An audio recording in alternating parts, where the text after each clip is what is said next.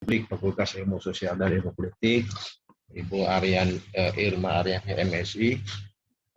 Kemudian terima kasih kepada saudara-saudara mahasiswa ya, baik S1 yang bergabung maupun S2 maupun dari kalangan lain. Ya, kebetulan poster ini saya share juga ke beberapa tempat.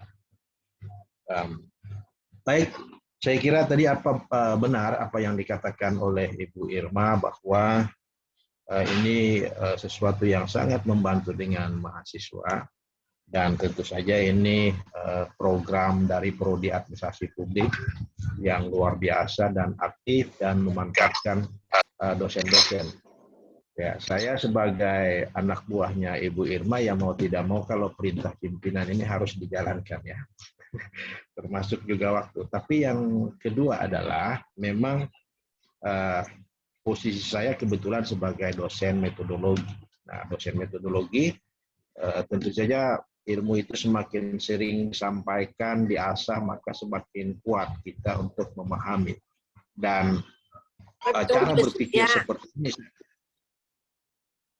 Dan cara berpikir seperti ini saya kira perlu kita kembangkan di kampus ya, dalam konteks atmosfer akademis. Kalau tidak kita mulai yang demikian, maka saya kira kita akan ketinggalan. Nah, di sanalah yang saya kira terpenting mahasiswa itu mengerti soal-soal bagaimana atmosfer akademik itu penting dikembangkan ya di kampus. Karena segala sesuatu itu mesti up to date lah ya untuk dikembangkan.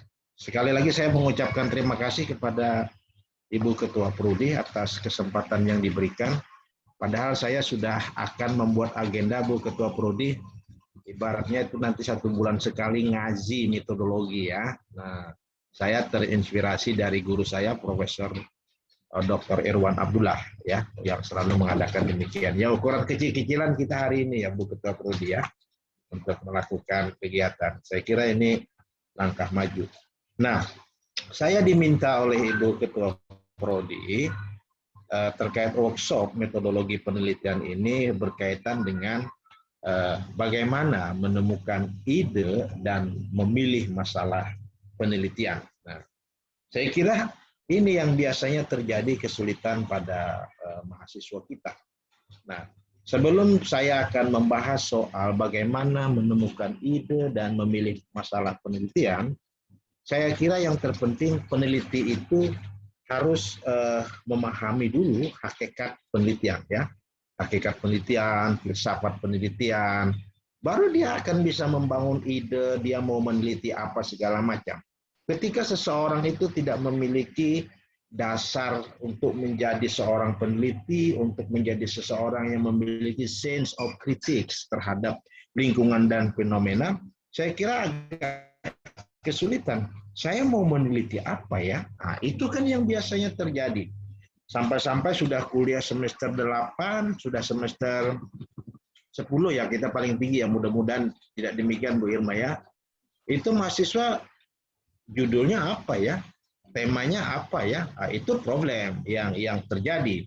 Maka untuk meminimais problem yang terjadi pada mahasiswa adalah dia mesti paham dulu soal filsafat penelitian dan hakikat penelitian.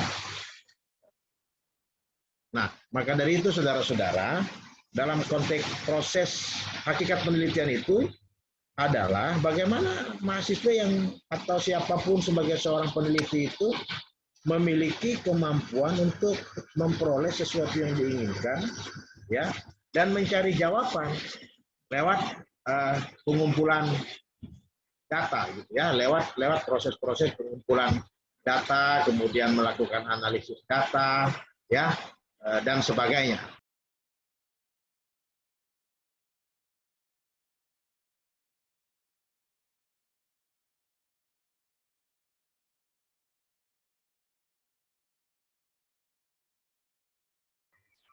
Pak Taufik suaranya di mute itu.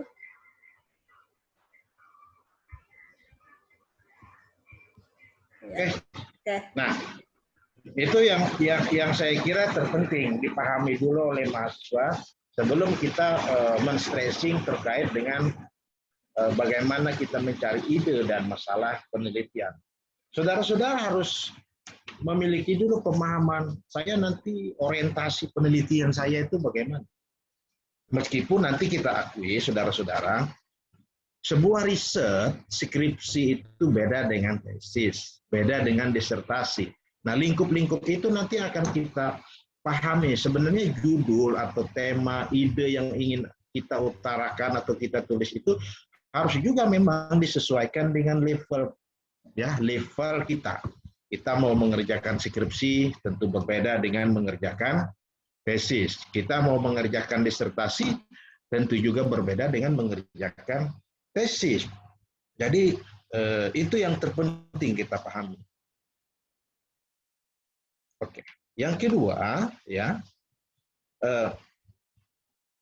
harus dibangun di dalam diri kita itu keyakinan untuk mencari sesuatu, ya, yang disebabkan oleh aspek itu secara berulang-ulang, ya, secara berulang-ulang. Terus Anda bangun. Jadi wajar orang-orang peneliti itu kadang-kadang kalau dia jalan saja melihat sesuatu itu terlalu banyak diskusi. Ini didiskusikan, ini didiskusikan. Tapi memang demikian untuk membangun kelakuan lah, ya, perilaku yang mengapa begini, mengapa begitu, mengapa begini, mengapa begitu. Itu yang terpenting dulu dibangun. Sehingga ketika kita memiliki ruang-ruang pemikiran begitu, kita akan gampang menemukan ide atau masalah apa yang mau ditemukan di dalam sebuah penelitian. Tinggal nanti, ya, saudara-saudara, yang membatasi ide kita itu boleh jadi nanti kita itu berada di core apa. Core kita misalkan prodi administrasi publik adalah core administrasi publik itu lingkupnya apa saja. Pemerintahan apa saja, antropologi apa saja, sosiologi apa saja. Itu yang akan nanti sedikit membatasi kita dalam konteks ruang lingkup agar tidak terjadi keliaran di dalam penelitian. Problem yang dihadapi mahasiswa biasanya adalah ketika konsultasi mungkin, ya, dengan dosen yang kebetulan latar belakang berbeda-beda, oh masukkan teori ini, padahal core kita core administrasi publik misalkan, tapi diajak pada core yang lain. Itu yang penting diperhatikan, ya. Nah, oke. Dalam konteks yang lain, ya, ketika kita memahami filsafat penelitian juga, saudara-saudara yang akan meneliti itu jangan pernah puas dari apa yang dilihat, ya, dari apa yang dilihat, dari apa yang dirasakan dan apa yang dipikirkan. Apa yang dilihat, dirasakan dan dipikirkan itu nanti kita bisa membahas pada pertemuan lain berkaitan perbedaan antara positivisme dan penelitian konteks yang lain, ya. Nah, jadi hal-hal seperti itu harus dimiliki oleh seorang peneliti, lebih-lebih peneliti pemula. Nah, kemudian harus mampu membangun pertanyaan-pertanyaan yang mengarah pada justified true belief. Apa itu, Pak Taufik? Jadi Anda membuat pertanyaan atau pernyataan-pernyataan yang justifikasi Anda itu bisa dipercaya. Bisa dipercaya, ya. Ketika Anda memulai dulu dalam satu paragraf, dua paragraf, atau membuat sebuah asumsi-asumsi kalau dalam penelitian kualitatif. Bukan justified claim. Nah, maka dari itu di dalam penelitian, di dalam filsafat penelitian, sebelum kita masuk kepada penelitian, dua konstruksi yang demikian harus diperhatikan. Banyak orang di proposal itu biasanya di latar belakang dia langsung menyatakan, menjustify, mengklaim bahwa telah terjadi berbelit-belitnya pelayanan publik di sini, misalkan, bahwa implementasi kebijakan ini cenderung tidak efektif, ya, karena begini. Tapi di dalam penelitian itu kita tidak menampilkan sebuah justified true belief-nya itu, hanya klaim saja. Nah, itu biasanya yang terjadi. Maka dari itu, saudara-saudara, sebelum masuk ke tema kita pada hari ini, kita mesti memahami dulu yang saya maksudkan konteks-konteks filsafat penelitian itu. Jadi kalau di dalam filsafat penelitian itu mendorong kita untuk dalam posisi kehausan, ya, kehausan untuk mencari apa yang akan kita lakukan di dalam sebuah penelitian. Namun juga kita memiliki kemerdekaan dalam konteks itu, mendorong kita bertanya-tanya mengapa begini, mengapa begitu. Nah, ketika Anda paham filsafat penelitian, maka tidak menjadi problem kita untuk mencari ide dan masalah seperti itu. Nah, selanjutnya, ini adalah realitas, ya. Realitas yang kadang-kadang terjadi di dalam penelitian.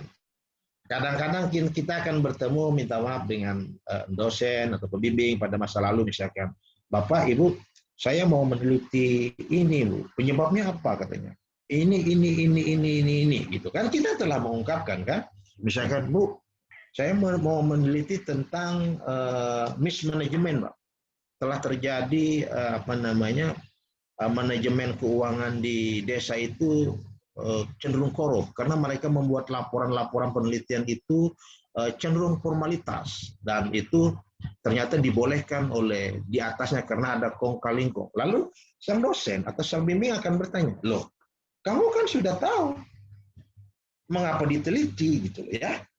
Mengapa diteliti? Kan seperti itu. Nah, di dalam filsafat penelitian, ketika Anda paham filsafat penelitian, itu tidak terhenti, debatable, diskusi segala macam. Itulah sebabnya sebelum masuk ke inti sebagaimana diharapkan oleh Ibu Ketua Prodi, kita mesti paham dulu di filsafat penelitian. Ketika Anda menyatakan ada sebuah problem, ya, yang harus Anda pecahkan sebelum dalam konteks mencari ide-ide, kemudian Anda konsultasikan, kemudian gagasan itu Anda diskusikan. Kadang-kadang kan Anda bertemu dengan itu, kan? Ya kan? Artinya apa tadi? Mengapa diteliti? Kan Anda sudah tahu jawabannya. Nah, di filsafat penelitian itu akan melihat berbagai ragam perspektif. Makanya hal itu akan tergantung nanti pertanyaan penelitian, apakah Anda bagaimana pertanyaan penelitian Anda, ataukah mengapa seperti itu. Sehingga tujuan penelitian itu, saudara-saudara, di result atau di hasil itu akan kelihatan. Ada tujuan deskriptif yang Anda hanya menyampaikan temuan-temuan, ada tujuan kritis yang Anda menyampaikan analitis. Kalau dalam struktur tulisan biasanya disebut dengan pembahasan. Pembedaan-pembedaan seperti itu tidak gampang untuk membedakan. Tergantung dari konstruksi di awal. Tema yang akan kita mau, tujuan penelitian yang akan kita lakukan, seperti itu, ya. Jadi jangan sampai lagi kita ada mendengar misalkan seperti zaman, minta maaf saya, mungkin zaman-zaman dulu, ya. Kenapa diteliti lagi? Kan kamu sudah tahu jawabannya. Filsafat penelitian, sekali lagi, akan mendorong Anda mengapa begini, mengapa begitu. Lalu Anda kejar mengapa, pertanyaan penelitian Anda. Itu pun tidak cukup. Nanti ada mengapa satu, mengapa dua, mengapa tiga, mengapa empat. Nah, maka dari itu ketika Anda sudah paham filsafat penelitian, Anda tidak akan terhenti dalam melakukan konstruksi penelitian. Sebab filsafat penelitian itu memberikan kemerdekaan perspektif. Apa itu, Pak Taufik, perspektif? Itulah yang akan kita lihat. Perspektif itu kan sudut pandang. Ibu Irma telah meneliti misalkan seperti ini. Nah, Ibu Irma kan meneliti ini durian runtuh nih, ya, dengan saya dan kawan-kawan. Loh, waktu kita diskusikan, orang banyak bercerita soal penggunaan dana desa yang formalitas, soal banyak penggunaan dana desa yang dikorup. Cuma perspektif-perspektif itu aja. Kami meneliti dengan Ibu Irma, mencoba melihat perspektif lain. Nah, bagaimana kita ingin mencari gagasan, ide, itulah yang dimaksudkan. Kita mendorong untuk melakukan perspektif lain. Itu cara memulai kita mencari ide dan gagasan. Dimulai dengan paham dulu filsafat penelitian. bahwa Anda sebagai peneliti itu sebagai orang yang merdeka, ya, sebagai orang yang merdeka melihat berbagai perspektif. Nah, hanya saja kadang-kadang untuk membedakan dengan penelitian lain itu, kalau zaman-zaman dulu ya, pokoknya beda tempat atau lokasi penelitian enggak, kan seperti itu. Itu tuh terlalu sederhana. Itu terlalu sederhana. Saya kira program administrasi publik, kami sebagai dosen ingin menaikkan grade anak-anak S1, bagaimana penelitian Anda itu seperti sebuah mengarah kepada penelitian yang nilainya tinggi.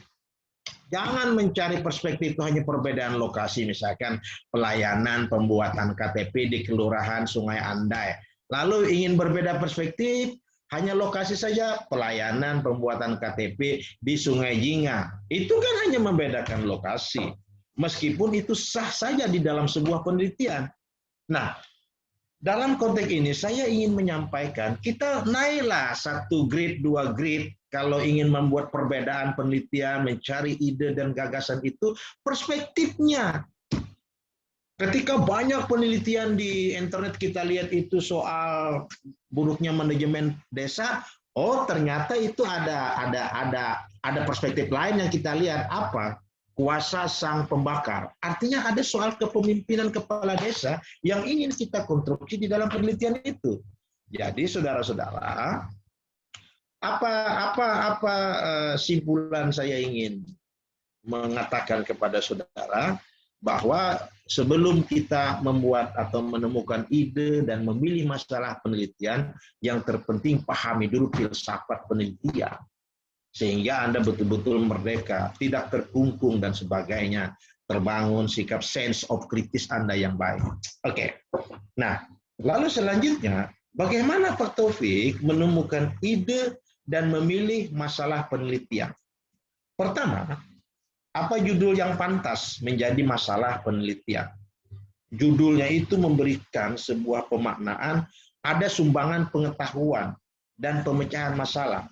Itulah sebabnya saya sering menyampaikan kepada bimbingan saya, Anda jangan bikin judul-judul yang terlalu, kalau S2 saya bilang, ini terlalu S1, jangan.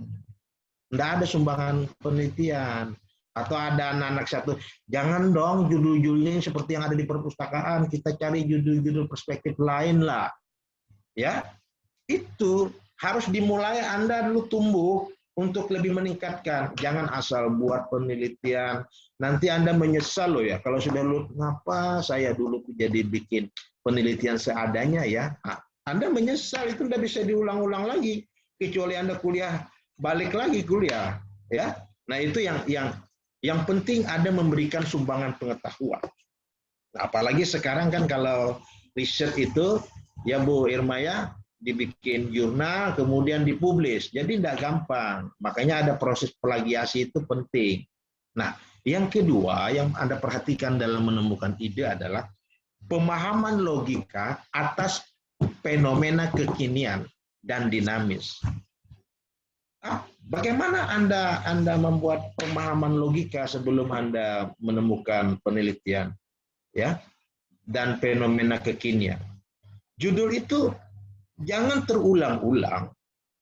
Misalkan ya tadi pelayanan KTP, kemudian pelayanan KTP, kemudian implementasi kebijakan apa yang biasa-biasa saja gitu loh. Artinya mengulang-ulang yang ada di perpustakaan itu pemahaman logika. Anda harus mencari judul dan masalah itu fenomena kekinian. Misalkan fenomena kekinian hari ini apa? Era 4.0, masalah COVID, ya kan? Nah, lalu bagaimana menghubungkan COVID dengan core administrasi publik? Misalkan COVID, ini ada program, ini ada COVID, apa efeknya terhadap masyarakat, misalkan ditinjau dari perspektif kebijakan, ditinjau dari perspektif pelayanan publik. Itu yang dimaksud dengan pemahaman logika atas fenomena kekinian. Maka dari itu, ya kadang-kadang kita kan para dosen itu, saya ini kan sudah berumur, wajah mirip Rahul Lemos ya, Nah, jadi harus juga mengikuti zamannya milenial mahasiswa hari ini. Saya tidak mau ditertawakan mahasiswa, misalkan saya menggunakan logika. Saat ini birokrasi yang berbelit-belit itu karena masyarakat kita, karena birokrasi kita itu memainkan peran-peran sebagai abdi negara. Tapi abdi negara mereka memerankan justru sebaliknya tidak melayani masyarakat. Itu kan fenomena logika teori-teori lampau itu.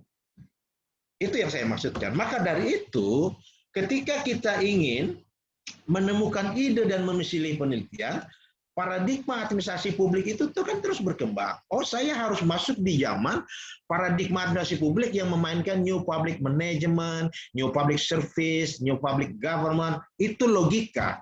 Baik logika-logika teoritik maupun logika-logika empirik.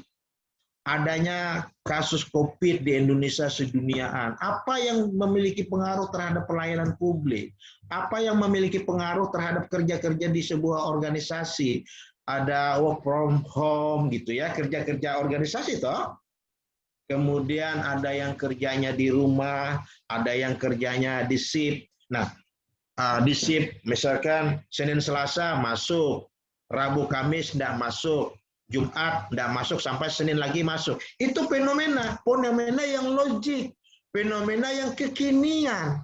Disitulah ruang saudara-saudara untuk menemukan ide dan memilih masalah penelitian. Jangan mengulang ide dan masalah penelitian yang ada di perpustakaan itu. Apalagi hari ini kan mudah cari di internet. Internet pun juga kan kadang-kadang, minta maaf saya, kadang-kadang kan kampus-kampus lain kan ada juga nih, setiap hasil riset kan dipublis, ya kan? Cuman apakah dia memenuhi pemahaman logik atas fenomena kekinian dari aspek empirik dan teorik, kebutuhan empirik dan teorik.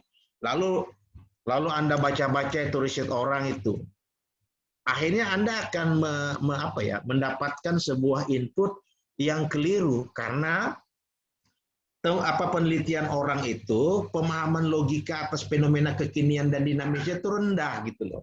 Itu saudara-saudara, pentingnya kita menemukan ide itu didasarkan pada empirical and theoretical needs. Kebutuhan empiriknya apa? Kebutuhan teorinya apa? Lebih-lebih kan ilmu administrasi publik itu kan yang penting kekinian. Kecuali Anda kuliah di antropologi atau di sejarah. Semakin buku itu tua, semakin buku itu usang, semakin asli data-data atau tulisan itu. Tapi kalau di ilmu administrasi publik, semakin usang, semakin nggak relevan lagi gitu. Nah, kemudian bagaimana Anda menemukan ide dan masalah penelitian? Anda perhatikan juga terkait soal fokus penelitian saya ini apa, lingkup dan batasan penelitiannya apa, menuju pada ontologis apa. Nanti saudara akan bisa menentukan metode dan result atau hasil penelitian itu. Nah, ketika cara menemukan ide Anda sudah melakukan demikian, maka Anda tekankan fokusnya gitu kan. Sebab judul penelitian itu bisa saja berubah. Tema atau topik itu penelitian itu bisa berubah. Bisa berubah pada saat Anda menulis sampai pada metode penelitian, bisa juga berubah pada saat Anda turun ke lapangan, artinya ada survei awal, ada penelitian awal. Oh, nampaknya saya tidak pas kalau bikin judul ini karena saya menemukan fenomena dan pemahaman logika yang baru nih. Saya ganti judulnya misalkan, atau saya ganti temanya, seperti itu. Itu contoh-contoh melakukan penelitian ya. Maka dari itu memang dalam melakukan riset ya, itu bagi pemula ya memang harus banyak membaca intinya ya, kemudian banyak membangun filsafat penelitian ya, sense of critics itu ya. Bagi kita dosen ya memang harus banyak jam terbang meneliti sehingga logika-logika lapangan itu bisa kita kemukakan. Ya, kemudian berani hasil risetnya itu untuk dipublis agar dibaca orang, bukan riset formalitas saja. Nah, Ibu Irma penelitian ini kan cuma duit uang prodi ya Bu Irma ya, nilai nilainya tidak terlalu beda lah dengan LPPM, tapi riset ini bisa jadi buku gitu loh ya. Nah ini yang kita maksudkan, kita meneliti itu jangan asal meneliti saja, termasuk juga mahasiswa, termasuk para peneliti. Jadi harus dibangun semangat bahwa penelitian saya itu beda dengan yang lain gitu ya. Nah, ada yang perlu diperhatikan oleh saudara-saudara. Di manakah kita untuk mendapatkan sumber-sumber ide dan masalah dalam penelitian? Ya, ada banyak kita untuk mendapatkan sumber ide dan masalah di dalam penelitian. Pertama, kita bisa membaca laporan riset, ya, laporan jurnal, ya. Misalkan si Mahardika ini susah ya, atau Ajar susah nih. Saya ini judulnya apa ya? Atau masalahnya apa ya misalkan. Ya deh ya. Kemudian kalau Irma sudah lulus ya Irma ya. Nah, nanti kalau kamu mau masalah penelitian S2 nanti bolehlah cara ini sama saja ya. Apa ya yang saya mau teliti? Kebingungan ini kan kadang-kadang terjadi kan terhadap mahasiswa. Maka dari itu salah satu cara saudara-saudara untuk menemukan ide dan masalah, Anda baca banyak artikel, laporan-laporan riset, skripsi ya. Ya kalau mereka yang S2 baca tesis, kalau yang S3 baca disertasi ya. Nah, sekalipun saudara-saudara, kalau menemukan ide dan gagasan itu untuk ukuran S1 itu tidak terlalu, Ibu Irma ya, tidak terlalu tidak terlalu ditekankan. Dia melihat perspektif lain secara metodologis kah, secara teoritis dan analitik. Selama ini kan di skripsi anak-anak S1 itu kan hanya melihat perbedaan itu kan kadang-kadang pada metodologi. Yang satu kuantitatif, yang satu kualitatif. Yang satu mix, gitu kan. Tapi dalam perspektif kan jarang, sedikit saja, tergantung dari dosen pembimbing. Ya kan, seperti itu. Saya pernah bilang sama mahasiswa S2, kalian jangan begini. Ini anak S1 ini, kita naikkan. Nah, saya kira workshop yang dilakukan oleh prodi publik ini, kita ingin menaikkan grade anak-anak kita, mahasiswa kita, atau siapapun, bahwa kita jangan lagi main yang seadanya. Tapi cobalah kita naikkan, kita ajak untuk melihat perspektif lain. Ada penelitian mahasiswa yang menarik, misalkan dia ingin meneliti model engineered government dalam konteks implementasi kebijakan pariwisata. Dia menemukan sebuah sisi lain dari kebijakan model lokal engineered government, sisi lain. Kemudian ada kolaborasi, itu sisi lain yang selama ini hanya berputar-putar di ruang-ruang layanan, di ruang-ruang implementasi yang seperti itu. Nah, maka dengan banyaknya Anda membaca laporan riset dan sebagainya, Anda bisa mendapatkan ide. Bagaimana contoh mendapatkan ide? Bisa dari laporan penelitian terdahulu, di mana penelitian itu yang terjadi kekosongan. Ya, misalkan Irma kemarin meneliti apa, Irma? Irma, kemarin aku lupa, kamu meneliti apa, Ir? Partisipasi masyarakat, Pak. Dalam apa? Implementasi program Kampung KB. Oke, ada dua variabel, partisipasi dan implementasi kebijakan. Nanti akan saya ajarkan itu di mana temuan idenya dari dua variabel itu.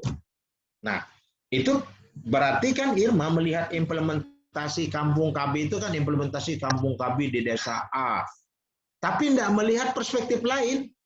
Irma melihat perspektif partisipasinya. Itu yang saya maksudkan. Temuan ide-ide itu bisa saja dilihat. Tapi bagaimana menemukan ide-ide, Anda bisa melihat dari fenomena, Anda bisa melihat dari turunan teori. Apa turunan-turunan teori? Misalkan implementasi kebijakan itu terkait soal disposisi, terkait soal lingkungan kebijakan, terkait soal komunikasi kebijakan, terkait soal komunikasi disposisi sumber daya, ya kan? Oh, saya ingin melihat dari perspektif sumber daya. Oh, saya ingin melihat dari perspektif komunikasi. Oh, saya ingin melihat dari perspektif lingkungan kebijakan. Ada 3-4 ide, hanya satu konsep payung kebijakan. Saya mau lihat dari aspek lingkungan kebijakan, saya mau lihat dari aspek komunikasi kebijakan, saya mau lihat dari sumber daya kebijakan, saya mau lihat dari partisipasi. Bayangkan, satu fenomena, satu teori besar bisa mendapatkan 4 gagasan loh ya. 4 gagasan loh. Ini yang saya maksudkan ide menemukan masalah penelitian. Nah, nanti di situ kita akan bisa melihat ontologisnya mana. Ada judul-judul penelitian biasanya implementasi kebijakan program vaksin, ya, implementasi kebijakan program vaksin dalam pencegahan COVID-19 di Kota Banjarmasin. Judulnya begitu. Lalu fokusnya apa? Ontologisnya apa? Kamu bilang itu implementasi program vaksin, yang kamu teliti di aspek implementasinya itu apa? Disitulah letak gagasan, ide, masalah yang bisa Anda lihat. Meskipun Anda belum bikin judul, tapi konstruksi berpikir, memahami fenomena, mencoba mengelaborasi beberapa jurnal dan riset, itu akan menemukan gagasan, ide baru. Tapi ya, nah itu satu. Contoh misalkan begini. Nah ini contoh. Ini saya ingin menampilkan kepada saudara bagaimana kita menemukan ide dan gagasan dari penelitian orang lain. Misalkan dari penelitian Irma Oktaviani yang kemarin itu, apa yang kurang ya dari Irma itu soal partisipasi implementasi. Kemudian dari penelitian di jurnal A, di jurnal B, apa yang kurang, yang beda. Begitu cara mencari ide. Kalau mencari ide cuman ada judul orang lain, ganti lokasi, itu terlalu gampang. Meskipun itu dalam penelitian sah-sah saja. Ingin melihat fenomena atau sebuah riset yang dilakukan di DKI, bagaimana melihatnya di Banjarmasin, sah saja sebenarnya. Sah saja itu. Untuk ukuran S1 sah, tidak jadi masalah. Tapi saya ini sebagai dosen metodologi, biasanya Ibu Irma dalam rapat-rapat itu mendorong, tolong dong dosen dong, naikkan grade mahasiswa kita gitu loh.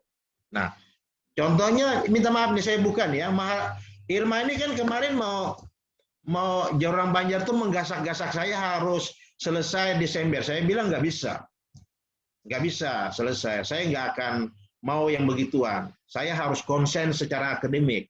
Anda harus buktikan Anda mampu diajarin dengan baik. Anda harus mampu begini.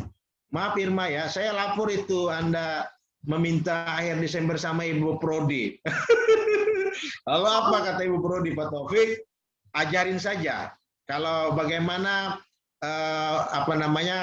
hal-hal, saya percaya dengan Pak Taufik, ajari saja bagaimana. Oh, rupanya minta maaf. Ini inspirasi saja ya. Irma Oktaviani bisa membuktikan diajak 40 km per jam mampu. Naik lagi 50 mampu, naik lagi 60 km per jam mampu, naik lagi 80 km per jam mampu, 100 jangan, nanti ketabrak gitu ya. Nah, ini contoh kita serius dalam penelitian. Maka dari itu, bagaimana mencari ide? Ini contoh disertasi saya. Kita bisa melihat dari keterbatasan penelitian sebelumnya. Coba kita baca sama-sama. Keterbatasan dan peluang penelitian. Sebagai sebuah kajian ilmiah, penelitian ini dipastikan memiliki kekurangan dan keterbatasan yang harus dilengkapi melalui kajian lain, baik dalam bentuk penelitian disertasi maupun yang lainnya. Salah satu keterbatasan penelitian ini adalah tidak mengkaitkan secara spesifik relasi aktor dengan kepemimpinan secara mendalam. Itu contoh. Saya ingin mengajak saudara bahwa Anda bisa saja menemukan ide dari keterbatasan penelitian sebelumnya. Apakah Anda temukan di kesimpulan keterbatasan itu? Apakah Anda temukan di hubungan variabelnya, ya, di penelitian itu?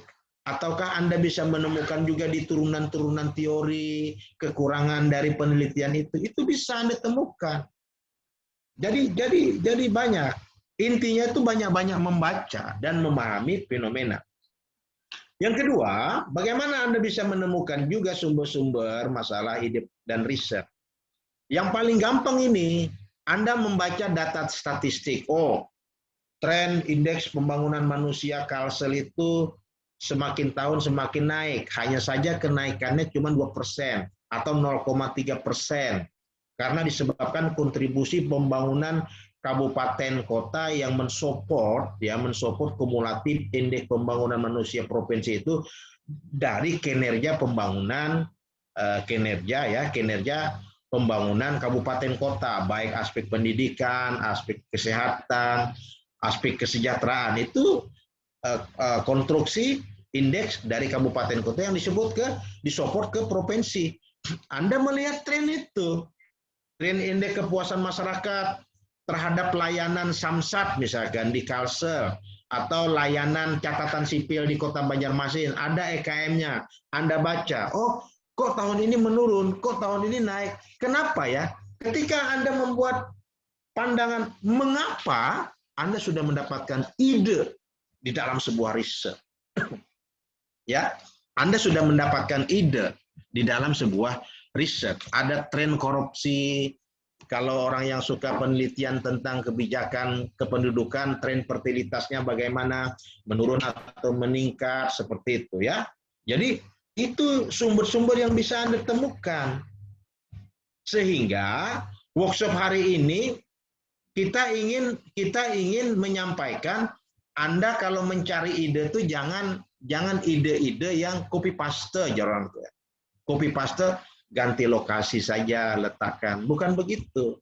Kita ingin menaikkan grade kita di prodi publik itu jangan asal copy paste, tapi Anda menemukan sendiri ide berdasarkan kemampuan perspektif lain.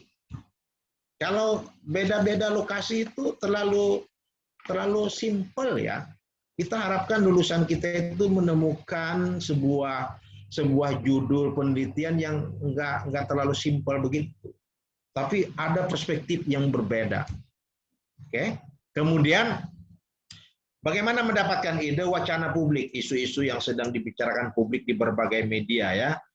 Apakah isu Covid, entah isu banjir ya, entah isu kebijakan pertambangan, apakah kebijakan pertambangan itu dilakukan oleh pemerintahan provinsi ataukah izin-izin tambang itu sebenarnya diberikan oleh para bupati di tahun 2001 sampai 2010 gitu kan.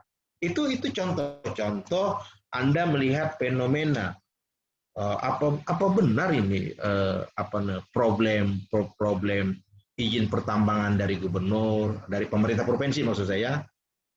Kemudian Anda lihat fakta-fakta di sana. Oh, ternyata izin itu diberikan oleh para bupati sebelumnya. Lalu posisi pemerintah provinsi sebagai apa? Ada yang mencabut, berapa banyak dicabut. Itu wacana yang berkembang, dibicarakan di berbagai media. Nah, Anda misalkan ingin meneliti misalkan entah dampak banjir kah, entah dampak apa terhadap kebijakan izin pertambangan. Dampak banjir 2021 ya kan? Dilihat dari perspektif analisis kebijakan desentralisasi. Anda akan mencari data-data normatif. Kebijakan itu dari tahun berapa, posisi pemerintahan kabupaten bagaimana, posisi pemerintah provinsi bagaimana. Itu contoh-contoh ide yang bisa Anda dapatkan di dalam sebuah penelitian. Nah, kemudian Anda bisa mendapatkan ide juga terkait aturan atau regulatif, kebijakan perundang-undangan, perda, ya kan? Lebih-lebih perda yang merepresentasikan kepentingan yang kontradiktif. Contoh misalkan, Muhammad Acar mau meneliti misalkan terkait dari perspektif kebijakannya, dampak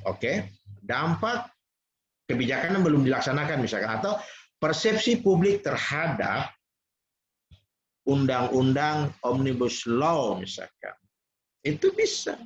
Artinya, oh saya ingin meneliti soal itu, tapi saya ingin meneliti persepsi publik. Kalau dampak kan belum, misalkan dia belum diterapkan, misalkan, ya kan? Bisa, ya, bisa. Atau analisis implikasi undang-undang, dugaan saja misalkan terhadap ini, bisa.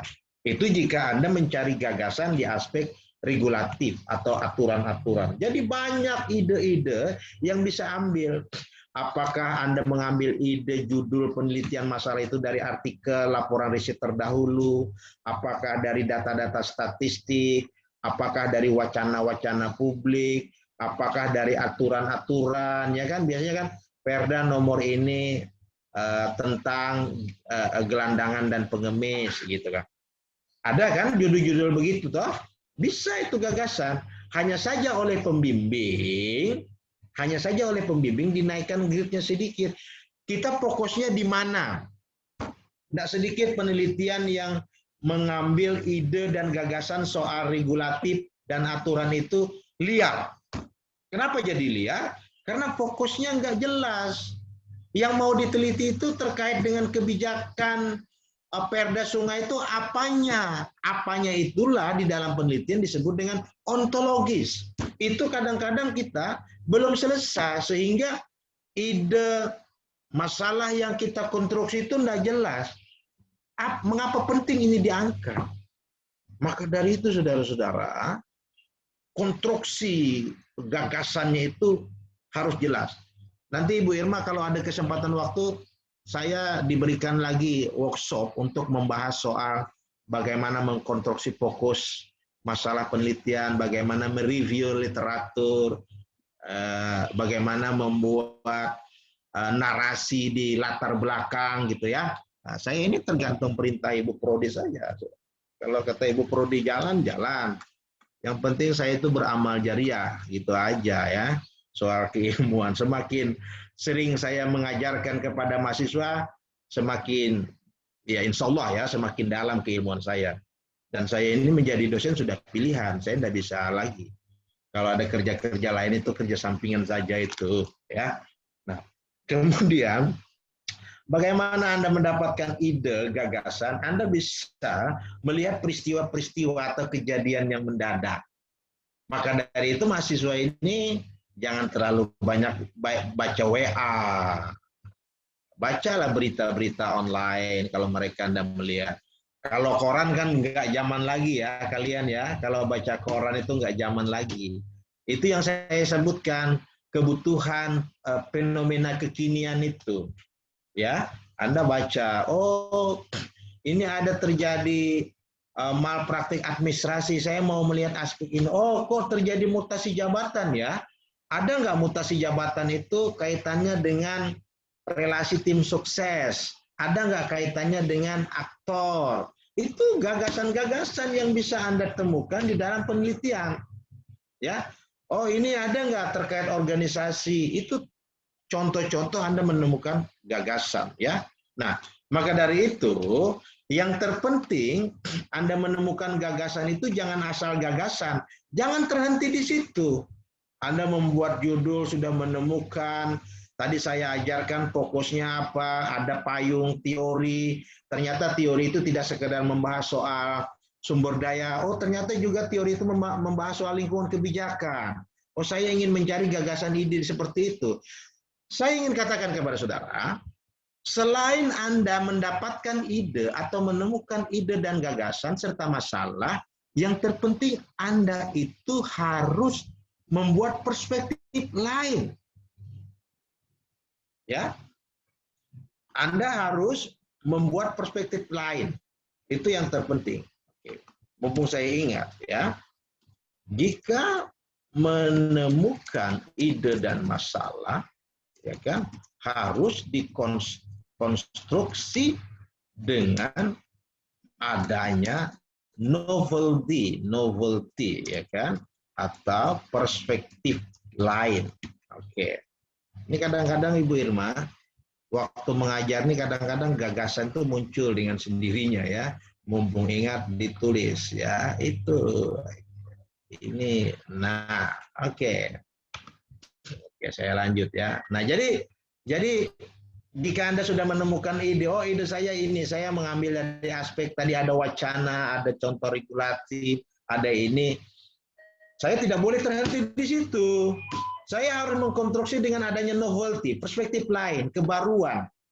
Apakah kebaruan aspek empiriknya, ataukah kebaruan aspek teorinya, atau metodologi?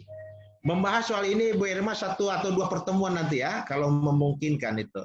Karena ini agak lebih mendalam. Kemudian, diupayakan seperti saya katakan tadi, penghindaran terjadi pengulangan isu hanya membedakan soal lokasi penelitian. Satu di Sungai Andai, satu di Sungai Jingga. Itu terlalu rendah mainan-mainan begitu. Cobalah Anda di Sungai Andai agak berbeda lokasinya, tapi ada perspektif lain. Ya kan? Pelayanan catatan sipil di Sungai Andai, lalu ditiru pelayanan catatan sipil di Sungai Jingga. Boleh sama, pelayanan catatan sipil dalam tambahan itu dalam apa? Dalam era layanan 4.0 di Sungai Jingga. Ada 2 variabel. Anda merelasikan antara X dan Y. Jangan sama, hanya beda lokasi. Itu jangan lagi main-main begitu kita, ya. Lebih-lebih di S2 itu jangan lagi itu, nanti mirip S1. Nah, contoh lagi ada perdebatan. Anda lihat perdebatan yang saya katakan, telah perdebatan si Raisa membahas A, si Ananda Manopo membahas G. Tetapi mereka berdua tidak ada membahas Z. Novelty. Itu yang saya maksudkan. Jika mengkonstruksi ide dan masalah, harus dikonstruksi dengan adanya novelty. Si Raisa membahas A, misalkan si Raisa membahas soal layanan 4.0, si Ananda membahas soal efektivitasnya, tapi yang berdua tidak ada membahas 4.0 efektivitas terkait adanya mall apa itu? Mall pelayanan publik yang ada di Kota Banjarbaru. Kan sekarang ada mall pelayanan publik. Penelitian ini, ya kan, mencoba mengkaitkan terkait dengan 4.0 sebagaimana diungkapkan riset Raisa, kemudian Ananda Manopo terkait dengan efektivitas layanan tersebut. Riset saya melihat kedua konstruksi itu dengan kehadiran mall pelayanan publik, itu baru perspektif lain, gitu loh ya. Nah itu contoh dalam konteks kita ingin mencari gagasan. Lanjut ya. Nah ini sederhana saja ini, saudara. Ini jam berapa sudah Ibu? Masih panjang gitu ya. Nah yang terpenting Anda itu dalam mencari ide dan masalah itu pahami dulu core riset administrasi. Apa core riset administrasi supaya Anda nggak kesana kemari gitu loh. Coba saya tampilkan core administrasi ya. Mudah-mudahan ada nih. Ini dia. Nah, ini dulu. Saya sering menemukan penelitian baik S1 ataupun S2, saya bilang ini kamu penelitian di administrasi, katakanlah administrasi pembangunan misalkan. Ganti saja itu magister ekonomi pembangunan, jadi juga itu. Ganti saja itu magister administrasi bisnis, jadi juga gitu. Karena core-nya enggak jelas, nih core-nya core mana gitu loh. Sama juga di publik, sama juga di magister ilmu pemerintahan. Nah, begitu juga, saudara-saudara kan pernah saya temukan tuh judul skripsi macam jurusan sosiologi itu. Ya, bisa saja aspek-aspek sosiologi, tapi di mana relevansinya dengan core administrasi publik. Bisa saja terkait ilmu pemerintahan, kan kita dekat, kalau ilmu pemerintah itu sangat dekat itu. Di mana relevansinya? Nah, maka dari itu saudara-saudara mesti paham dulu untuk mencari ide dan gagasan supaya liar. Saya di core administrasi publik. Berarti bahasan saya di wilayah, kalau perspektif isi berkait organisasi, manajemen, kepemimpinan, pengambilan, komunikasi, kebijakan, kinerja, kerjasama. Perspektif subjek pelaku saya membahas soal administrasi privat, soal administrasi publik, soal perspektif pengelolaan sumber daya, ya kan? Tambahan lagi ini ya, sumber daya, pemberdayaan dan pembangunan, ya kan? Nah, itu ruang-ruang ruang-ruang administrasi publik. Itu yang harus dipahami oleh mahasiswa. Ketika Anda paham soal ini, Anda tidak lagi terbentur judul-judul yang ada di perpustakaan itu loh ya. Anda nggak lagi terbentur judul-judul yang ada di perpustakaan itu. Ya. Karena apa? Karena Anda telah menemukan banyak pandangan terkait soal penelitian itu. Ya. Anda tidak terbentur lagi soal judul-judul yang ada di perpustakaan. Karena ketika Quran administrasi itu Anda pahami, Anda bisa melihat dari ragam perspektif. Oh, ternyata kalau saya membahas soal ini, banyak dong yang perlu saya yang perlu saya bahas, ya, perlu saya bahas. Seperti itu. Disinilah Anda bisa menemukan ide dan gagasan. Oh, saya tidak lagi membahas soal kebijakan. Oh, saya tidak lagi membahas soal kepemimpinan. Saya ingin membahas soal pengelolaan sumber daya. Saya ingin membahas soal sektor publik. Itu ide dan gagasan. Tapi Anda tetap di core administrasi publik. Jadi di core administrasi publik itu terkait soal yang beginian. How many, how effective, how efficient, how adequate, why. Dan itu pertanyaan-pertanyaan administrasi publik. Ya, core-nya itu yang penting. Kembali kita ke awal. Mudah-mudahan saya bisa mempercepat. Kalau tidak sambung lagi nanti. Nah, bagaimana tips? Ya, tips menemukan itu. Satu, Anda paham dulu core administrasi publik. Yang kedua, Anda melihat ada sebuah ancaman, ya, yang mengancam publik dan perlu dijadikan jawaban. Contoh apa? Contoh apa? Yang tadi kita mengatakan ada needs teori dan needs empirik, kebutuhan logika dan fenomena kekinian. Contoh, Anda memahami, mencari ide, misalkan persepsi publik terhadap program vaksin, atau misalkan atau Anda melihat fenomena orang-orang tidak mau divaksin lantaran terbentur oleh pemberitaan yang hoax. Ya toh? Orang tidak mau divaksin, orang tidak mau divaksin lantaran ada pemberitaan yang hoax. Itu fenomena. Bagi saudara, itu ancaman kebijakan itu loh. Ya, bagi saudara, itu ancaman kebijakan. Maka dari itu, Anda bisa mendapatkan ide berdasarkan ancaman kebijakan. Contoh, orang tidak mau divaksin, kenapa nih? Pasti kan itu menjadi fenomena kekinian kan? Karena vaksinnya tidak halal misalkan. Karena vaksinnya mengandung ini. Karena habis divaksin orang akan sakit, ya, orang akan begini. Itu fenomena. Dan itu menarik di dalam penelitian core administratif. Anda hubungkan dengan pelayanan, Anda hubungkan dengan advokasi kebijakan, Anda hubungkan dengan komunikasi kebijakan, Anda hubungkan dengan pemberdayaan publik, ya kan? Anda hubungkan dengan kepemimpinan, organisasi, bisa. Tapi ada fenomena yang mengancam publik, itu gagasan. Yang berita orang tidak mau divaksin itu bisa dapat 10 penelitian loh judulnya, itu gagasannya. Jadi nggak lagi terulang-ulang penelitian kita yang ada-ada itu. Itu ya. Kemudian bisa juga ide itu terkait problem solving. Adanya kebutuhan mendesak untuk dipecahkan, ya. Itu tergantung. Ini buat anak S1, ini buat anak S2, ini buat anak S3. Ya. Nah, bisa saja Anda. Kemudian terkait fakta historis yang tidak bakal terulang. Hari ini Irma dan saudara-saudara, Anda masuk dalam bonus demografi kan? Lalu apa kaitannya? Bonus demografi, tantangan bonus demografi dan kebijakan pemerintah Kota Banjarmasin misalkan. Itu Anda melihat fakta historis. Oh, ini rame, ini ada mata kuliah kebijakan kependudukan. Pak Taufik kemarin bilang bonus demografi itu seperti koin. Bisa menguntungkan, bisa tidak menguntungkan. Oh, ini rame nih dibikin penelitian nih. Nggak jarang-jarang nanti kita penelitian ada lagi soal bonus demografi. Lalu Anda bikin judul dampak atau efek bonus demografi terhadap, ya kan, pembangunan kependudukan. Core administrasi. Itu contoh Anda mencari ide dan gagasan. Kemudian aktual yang saya bilang tadi, ini menarik jadi pembicaraan, ya kan? Yang ekstrim, ya.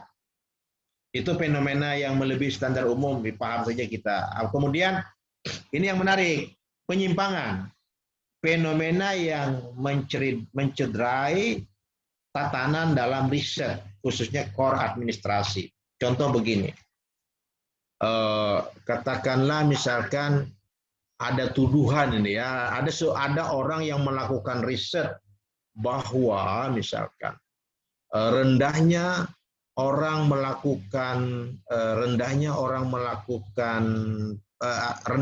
mengikuti program kebijakan vaksin itu ya misalkan dikarenakan oleh adanya bla bla bla bla gitu. Tapi Anda meragukan penelitian orang itu.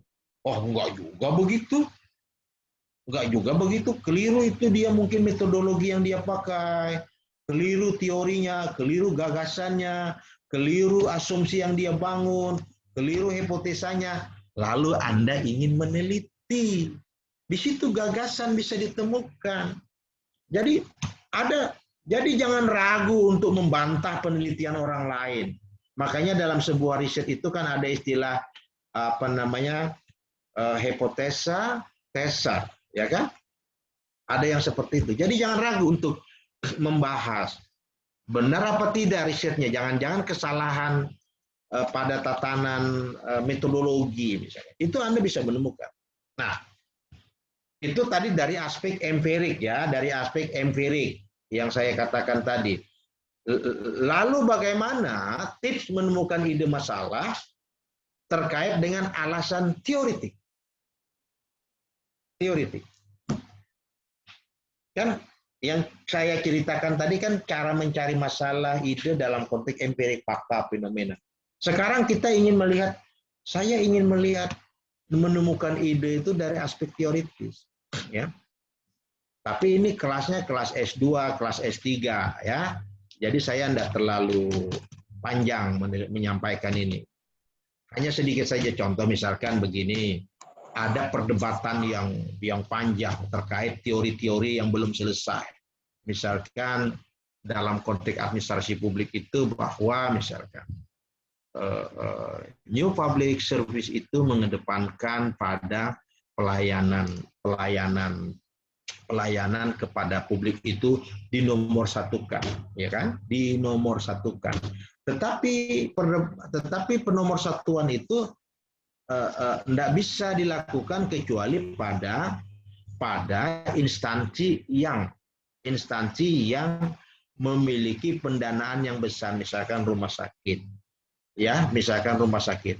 Anda mampunya bayar berapa di kelas ini? Anda bayar berapa di kelas 2? Anda bayar berapa di kelas VIP? Itu kan soal kualitas layanan kan?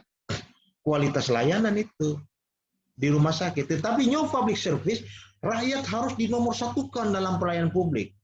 Tapi dalam pelaksanaannya tidak bisa karena perlu duit. Atau ada kebijakan pendidikan dari SD sampai SMA di Kabupaten Tanah Bumbu gratis. Itu perdebatan. Teori-teori itu empirik ya. Nah, teori-teori yang terkait dengan soal pelayanan publik di nomor satu kan terjadi perdebatan. Ternyata teori itu tidak membahas soal anggaran, tidak membahas soal ketersediaan sumber daya dana gitu loh. Itu yang disebut dengan perdebatan teoritik, ya. Kemudian kebutuhan teori untuk menjawab fakta empiris yang dinamis tadi sudah saya contohkan. Atau teori testing, ada teori baru yang muncul dan perlu diuji kebenarannya. Ini biasanya terkait dengan penelitian dengan metode kuantitatif, pengujian itu. Itu bisa juga ditemukan. Tapi untuk kelas S1 ya, mungkin S2 Anda masuk di sini saja. Di tips menemukan ide dan masalah dalam konteks alasan-alasan empirik. Kalau yang beginian itu di kelas-kelas disertasi biasanya. Misalkan ada penolakan atas temuan konsep teori yang dianggap secara metodologi salah misalkan, ya, kelompok misalkan apa ya banyaklah Kalau dalam penelitian antropologi misalkan Clifford Geertz mengatakan Islam di Jawa itu ada Islam sarung ya, Islam pesantren model gitu, Islam abangan. Itu kan ditentang, nggak begitu gitu kan. Itu contoh perdebatan. Oke, nah saya ingin mengajarkan kepada saudara bagaimana cara gampang kita, selain yang saya katakan tadi, ingin melihat, menemukan ide dan masalah penelitian dengan melihat hubungan X dan Y ya. Nah, jadi pertama, riset itu terkait soal relasi di mana kita menemukan masalah. Kemudian menghubungkan dua variabel. Makanya dalam penelitian akhir-akhir ini bimbingan-bimbingan kan jangan lagi cuman judul katakanlah pelayanan pemerintahan desa D. Jangan, itu terlalu rendah nilainya. Tapi kita mencoba menghubungkan antara X dan Y. Masalahnya akan ditemukan pada aspek ini. Contoh, misalkan kita ingin melihat ada modal sosial. Anda ingin melihat di formulasi kebijakan. Di mana titik temu antara modal sosial dan formulasi kebijakan? Relasinya di mana? Oh, ternyata modal sosial itu akan efektif, sangat efektif dalam mendorong formulasi kebijakan, karena di dalam modal sosial itu ada trust, ya, ada keadilan, kemudian kepercayaan keadilan, ada kegotong royongan misalkan. Itu contoh-contoh kita ingin menemukan masalah ide penelitian ketika ada dua variabel yang Anda konstruksi. Atau COVID, ya, di sininya DX-nya COVID.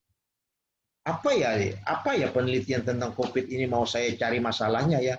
Oh, saya ingin melihat penelitian COVID itu dengan layanan publik, ya, dengan layanan publik. Lalu Anda melihat relasi antara COVID dan layanan publik itu di mana masalahnya? Oh, ternyata relasi masalahnya itu kelihatan di layanan publik, di X-nya COVID, ya. Atau saya contohkan di sini saja deh. Oke, ini kita latihan sedikit ya. Oke, misalkan kita ingin membahas COVID-19.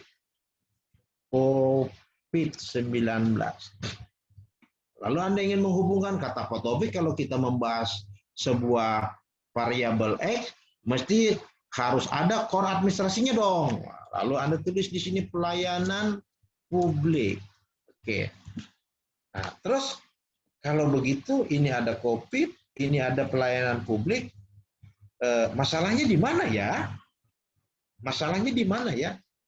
Anda bisa melihat beberapa fenomena, Anda bisa melihat riset orang lain. Oh, ternyata urusan COVID dan pelayanan publik itu masalahnya terkait, misalkan Anda sudah mendapatkan relasinya, ya, ketersediaan, ya kan, ketersediaan apa ya istilahnya ya, alat kebijakan, ya, alat perangkat kebijakan, ketersediaan perangkat pelayanan saja ya, misalkan di rumah sakit. Apalagi masalahnya? Kemudian masih adanya kekhawatiran pelayanan. Itu masalah sudah ditemukan, ketidaktersediaan ya, atau ketidaktersediaan ya, oke ya gitulah. Oh, ini relasinya di sini. Apalagi soal COVID-19 dengan pelayanan publik. Kita ingin menemukan masalah, ternyata ada kekurangan ketersediaan pelayanan, masih adanya kekhawatiran pelayanan. Kemudian belum adanya regulasi ya, pendukung ya. Oke. Oh, aku 3 saja deh. Relasi antara COVID dan pelayanan publik aku 3 saja deh masalahnya. Kekurangan perangkat pelayanan, masih adanya kekhawatiran pelayanan, belum adanya regulasi pendukung. Ada lagi minimnya dana pelayanan. Oke, minimnya dana pelayanan. Bagaimana? Nah, Anda sudah menemukan ini ketika Anda beranjak dari konteks hubungan relasi antara X ini ya, antara X dan Y. Ya kan? Contoh COVID-19. Sementara Pak Taufik bilang harus ada core administrasi publik. Kalau COVID-19 dengan kebijakan apa? Oke, dengan kebijakan apa misalkan? Anda bisa mendapatkan itu. Ini contoh ya. Oh, saya telah menemukan masalah kekurangan ketersediaan perangkat pelayanan. Kemudian belum adanya regulasi dan sebagainya. Nah, maka dari itu, ini cara yang paling gampang Anda menemukan masalah. Anda bikin saja bulat-bulat. Modal sosial formulasi. Ini baru dua hubungan variabel. Relasinya di mana? Ketika relasi itu Anda temukan, itulah yang menjadi, kalau dalam buku saya di sini, isu-isu penting penelitian. Isu itulah yang nanti akan didukung oleh teori. Kemudian Anda menemukan perspektif lain. Fokusnya apa? Oh, fokus saya adalah terkait soal ini, misalkan pelayanan publik dalam penanganan ya kan COVID-19 di dinas kesehatan mana, ya kan, atau di kantor mana, atau di rumah sakit mana. Lalu masalahnya sudah Anda temukan, oh ternyata ini. Tinggal Anda kembangkan masalah ini. Itu nanti pertemuan yang akan datang saya kasih bagaimana cara soal itu. Nah, jadi saudara-saudara, tinggal 15 menit lagi ya. Jadi saudara-saudara, yang penting konstruksi relasi itu apa masalahnya? Apa pemecahannya?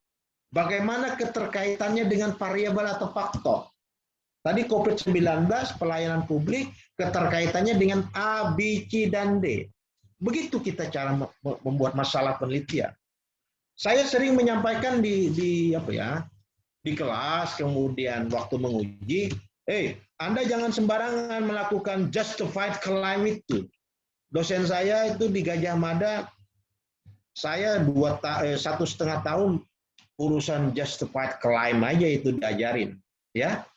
Sampai-sampai dosen saya, ini yang terpenting Taufik, karena problemnya itu adalah pada soal justified claim. Kalau bahasa saya biasanya waktu mengajar atau menguji, Anda jangan melakukan fitnah akademik dong. Jangan melakukan fitnah akademik, Anda menuduh ini adanya kekurangan perangkat pelayanan, kekhawatiran pelayanan, belum ada regulasi, Anda bilang minimnya dana pelayanan COVID sebagai sebuah masalah. Buktinya mana? Buktinya mana? Anda jangan melakukan justified claim, kata dosen saya. Saya mengatakan Anda jangan melakukan fitnah-fitnah akademik. Maka dari itu ketika Anda menemukan masalah penelitian, maka 4 hal masalah ini Anda cari data pendukung. Kekurangan perangkat, apanya? Pernyataan siapa? Masih adanya kekhawatiran pelayanan, fenomenanya di mana? Anda kutip surat kabar, Anda kutip media online, Anda kutip apa? Tapi media online yang bukan yang abal-abal ya. Belum adanya regulasi, pernyataan siapa? Minimnya dana, pernyataan siapa? Itu yang kita maksudkan. Menemukan ide masalah itu jangan menemukan begitu saja, tapi didukung oleh data-data, dan itu biasanya kita narasikan di bab introduction atau latar belakang masalah. Jadi sekali lagi saudara-saudara, menemukan ide atau masalah, Anda jangan terhenti di situ. Tapi harus ada justified true belief. Ada data yang meyakinkan dalam konteks menemukan masalah itu. Maka dari itu, fokus harus ditegaskan juga sampai detail. Itu nanti pertemuan yang akan datang. Ini terkait menghindari keliaran. Anda mengatakan ingin pelayanan publik terhadap pelayanannya apa, itu maksud saya. Pelayanannya Anda sajikan apa? Pak, saya soal ini Pak, fokus penelitian saya Pak, soal pelayanan publik terhadap COVID. Iya, soal pelayanan publik terhadap penanganan COVID, tapi pelayanannya apa gitu loh. Itu yang disebut dengan ontologis, yang akan memudahkan Anda membuat lingkupnya. Jadi ide dan memilih masalah itu jangan terhenti pada ini, tapi Anda harus menampilkan data, ya, seperti itu. Nah, saya ingin mempetakan saja masalah-masalah publik. Anda bisa membahas soal gaji pegawai, soal BLT dulu BLT ya, soal kelangkaan gas kalau hari ini, pelayanan, kebijakan, dan sebagainya gitu loh. Nah, maka dari itu sebagai contoh-contoh mempetakan masalah-masalah yang terkait soal ide di dalam administrasi publik. Saya kira bagaimana memilih topik penelitian tadi kan sudah saya jelaskan ya. Anda harus mengisi theoretical gap, literature gap, research gap. Ini pertemuan, saya kira ini pertemuan lain ya. Harus ada penjelasan lain terkait soal itu ya. Ini saya kira oke. Pak Taufik, bagaimana kalau misalkan kita buka sekitar 2 atau 3 pertanyaan? Ya, saya kira betul-betul Ibu Irma. Saya kira ini nanti kita sajikan saja pada pertemuan yang akan datang.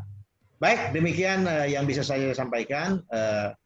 Terima kasih atas perhatiannya. Billahi taufiq wal hidayah. Assalamualaikum warahmatullahi wabarakatuh. Silakan Ibu Irma. Ya, dipandu. Terima kasih. Waalaikumsalam warahmatullahi wabarakatuh. Baik, menarik sekali tadi apa yang disampaikan oleh Pak Taufik tadi, sudah panjang lebar sekali, dan yang paling penting, yang utama tadi disampaikan di awal adalah ketika memilih masalah atau ide penelitian itu, kita harus memahami apa hakikat dan filsafat penelitian gitu ya. Nah, jadi Bapak-bapak, Ibu-ibu, ya di sini juga banyak bergabung Bapak Ibu dosen, kemudian para mahasiswa baik S1 ataupun S2.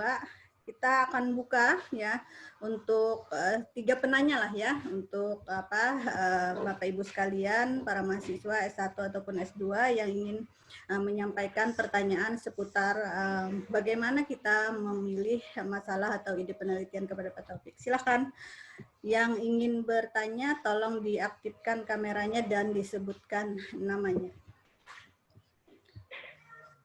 Ya, saya persilahkan.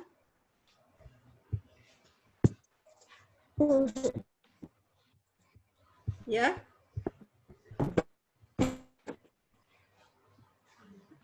Ya, Rahmawati, siapa? Silakan. Silakan, dibuka saja mikrofonnya, kameranya juga, dan Anda silakan sebutkan namanya.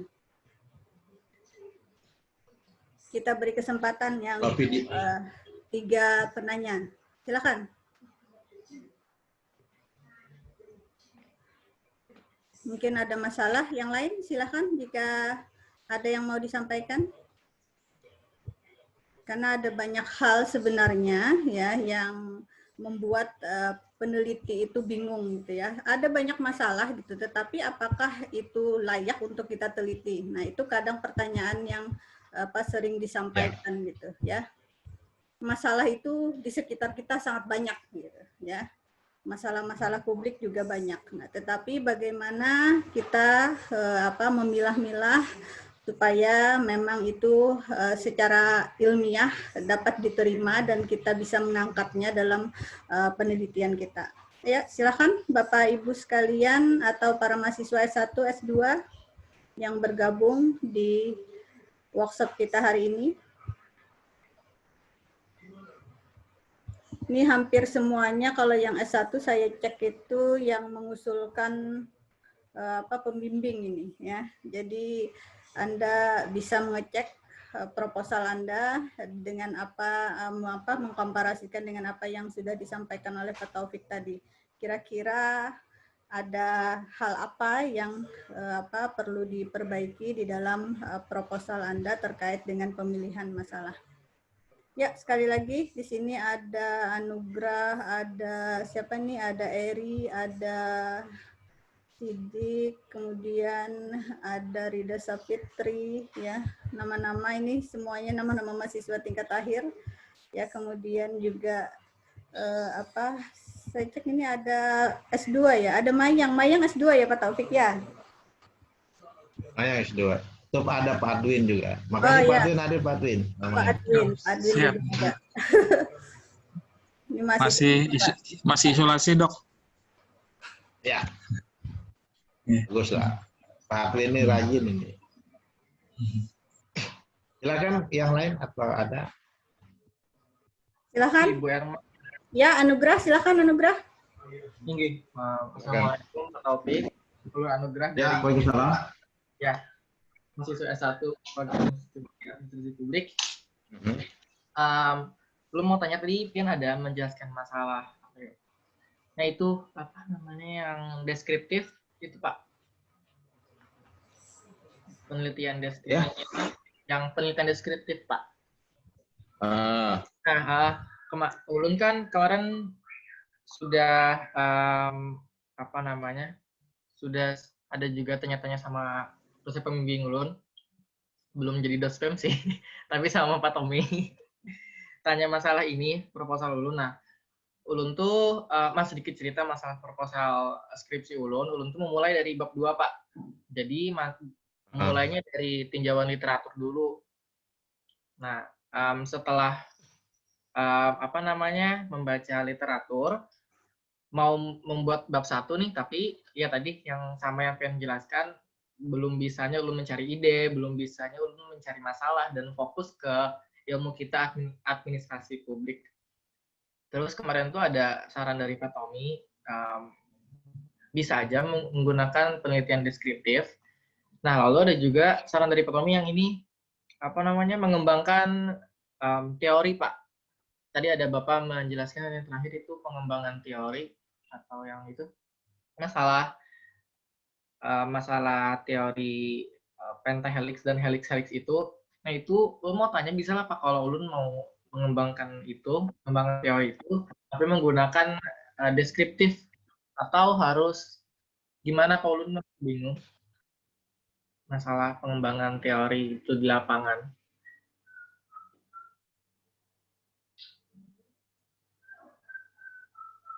Lagi? Ya, ada lagi?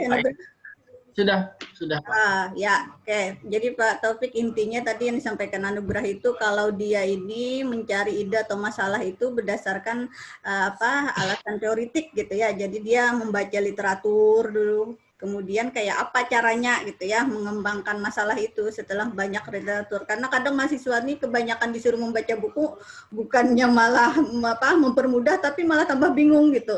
Karena ternyata di dalam buku itu banyak ya masalah gitu, Pak Taufik. Iya, banyak ide dan gagasan yang muncul, jadi bingung yang memilahnya yang mana gitu.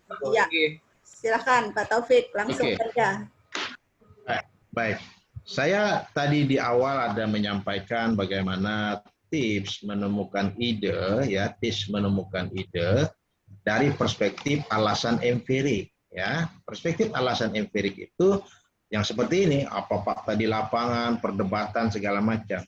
Si Anugrah kayaknya dia masuk di tips menemukan ide penelitian di alasan teoritik, ya kan? Kalau tidak salah tangkap tadi ya. Nah, Anda masuk di tips menemukan ide dalam alasan teoritik. Nah, lalu kata Anda, saya memulainya bab 2 itu bukan memulai bab 2. Anda bisa Anda mengkonstruksi bab 2 sebelum Anda memulai bab 1. Yang benar itu, statement Anda itu adalah, Bapak, saya memulai penelitian ini untuk menemukan ide dan masalah diawali dari alasan teoritik. Oh, ini Pak. Makanya saya terkejut. Saya Pak memulainya bab 2. Bukan begitu. Bab 2 itu nanti konstruksi tulisan. Tapi Anda memulai dengan membaca-baca buku, literatur.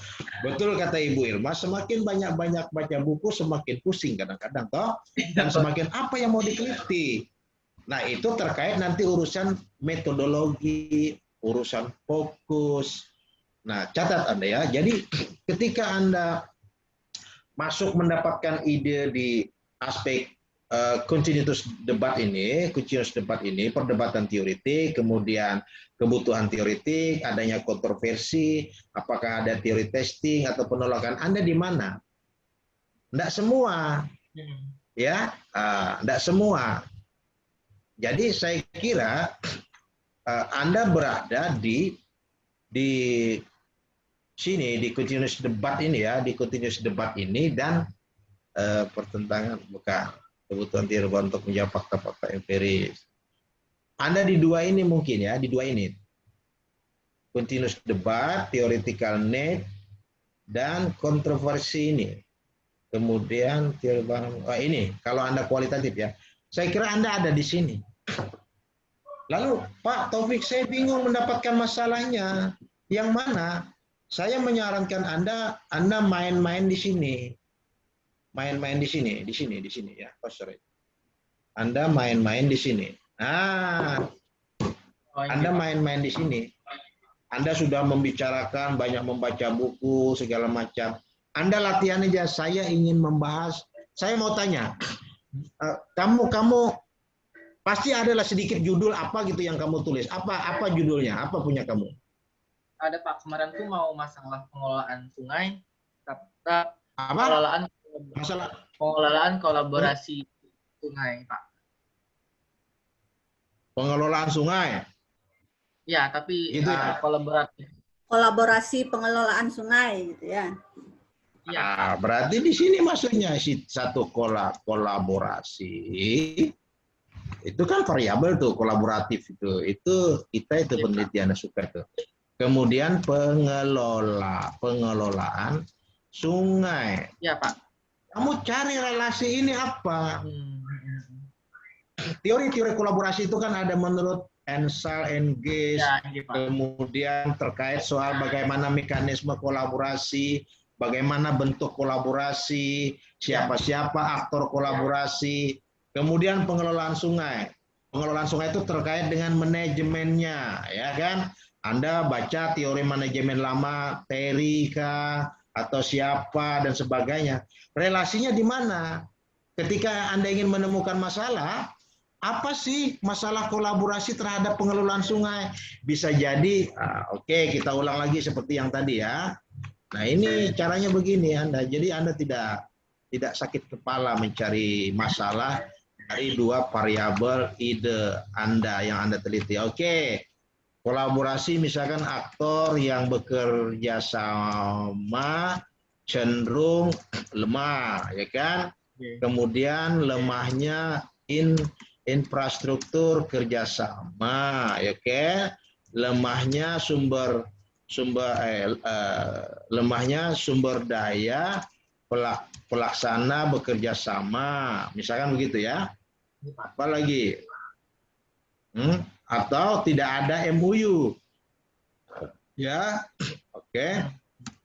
Tidak adanya regulasi terkait kerjasama. Umpamanya ini masalah penelitianmu. Jadi ketika Anda sudah baca-baca buku, maka cara yang paling mudah bagaimana menemukan sebuah masalah penelitian dan ide, cukup Anda masukkan dua variabel itu tadi. Saya membahas kolaborasi tentang pengelolaan sungai. Relasinya di mana? Oh, saya ingin melihat relasi itu kan irisan sebenarnya antara kolaborasi dan pengelolaan sungai itu masalahnya di aktornya, infrastrukturnya, sumber daya pengelolanya, dan tidak adanya regulasi. Selesai. Bagaimana?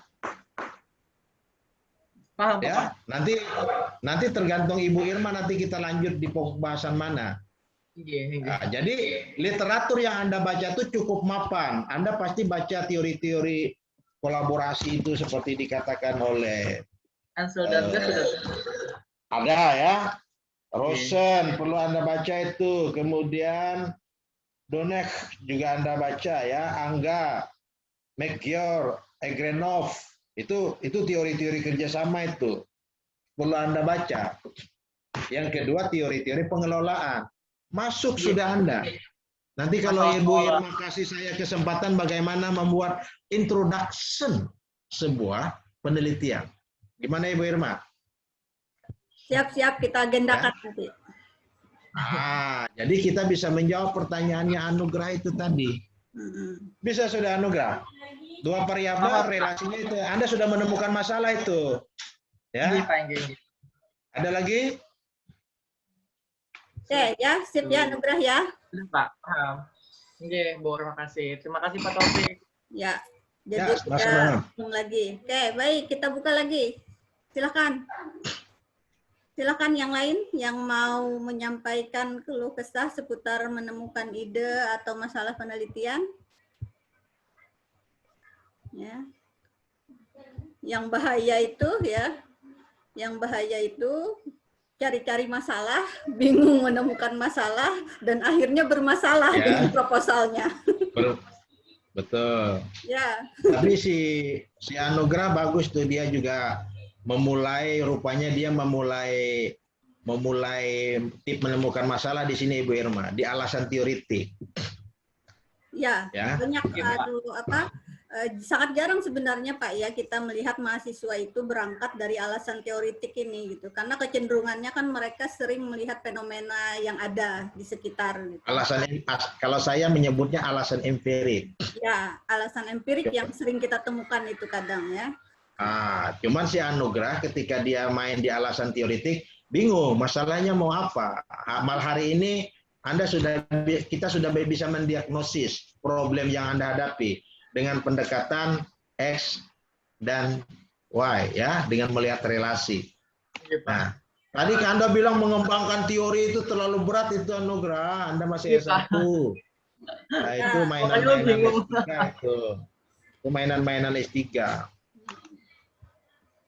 Ya. Jadi bisa nanti kalau misalkan grade-nya lebih dari S1 yang ada ini kan bisa lanjut nanti langsung anugerah, dikembangkan skripsi yang ada ya Pak Taufik ya. Betul. Coba begini ya. Ada kadang tesis itu hanya seperti sebuah skripsi yang tebal, enggak sedikit itu.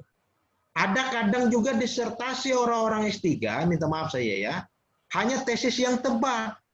Tidak ada perdebatan empirik, perdebatan teorik, metodologis, novelty-nya tidak jelas. Jadi hanya tesis yang tebal saja.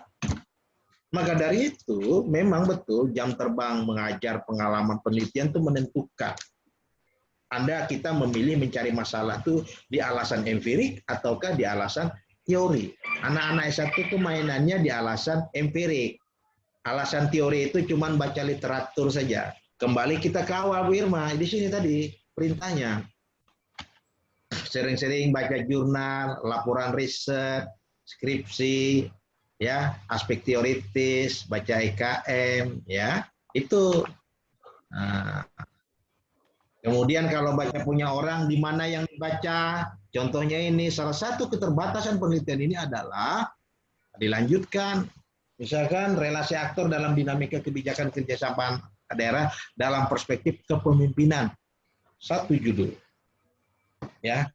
Nanti sama Ibu Irma kalau ada proyek dari LPPM sebenar-benar itu main kita itu ya. Siap. Jangan kalah karena bukan pejabat lalu tidak dapat proyek padahal passing grade-nya masuk ya.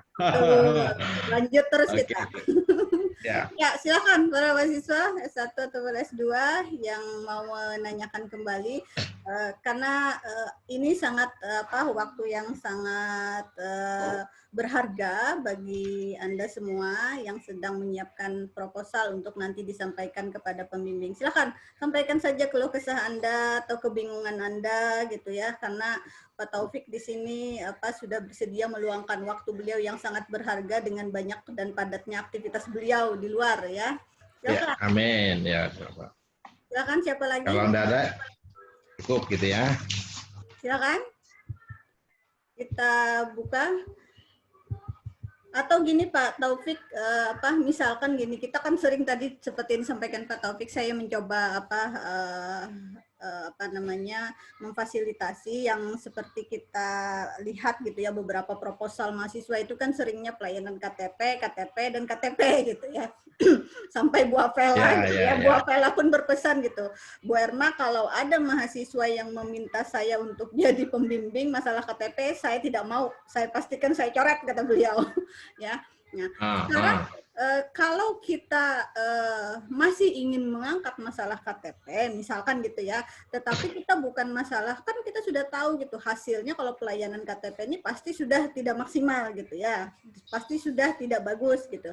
Nah sekarang apakah misalkan dengan adanya fenomena dari penelitian-penelitian sebelumnya itu kita bisa mengangkat misalnya, mengapa itu tidak pernah selesai masalahnya? Apakah mungkin kita mengambil dari hal-hal seperti itu, Pak Taufik?